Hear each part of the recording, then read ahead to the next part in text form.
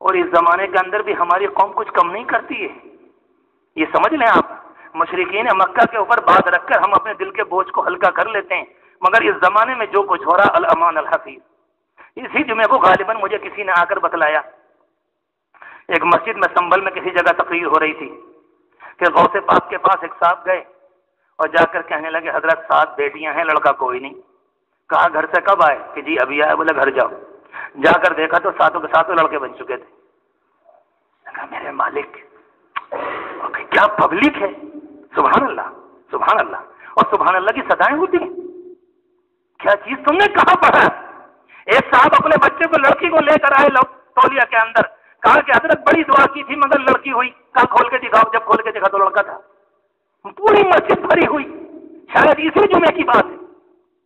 مجھے واقعی ان کہنے والوں پہ تو کوئی تکلیف نہیں. اب تو سی ڈی ایسی آ رہی تھی تو وہی داڑھی والے ناچ رہے ہیں.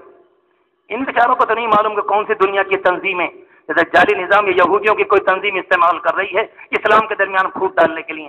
مگر تکلیف عوام پر ہے. عوام تو اتنی بے شعور نہیں ہوتی، اتنے بےغیرت تو نہیں ہوتے. لوگ کہتے ہیں جی ہم تو سادے ہیں. تم تجارت میں تو سادے نہیں ہو، کپڑے پہننے میں تو سادے نہیں، شادی بیاہ کرنے میں تم سادے نہیں ہو.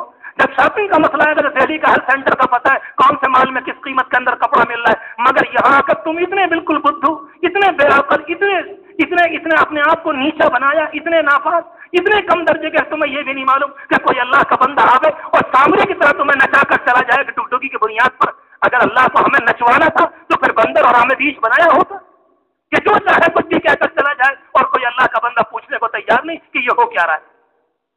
کس کی طاقت ہے؟ اللہ تبارک و تعالیٰ فرماتا للہ ملک السماوات والارض. حکومت تو اللہ ہی کی ہے.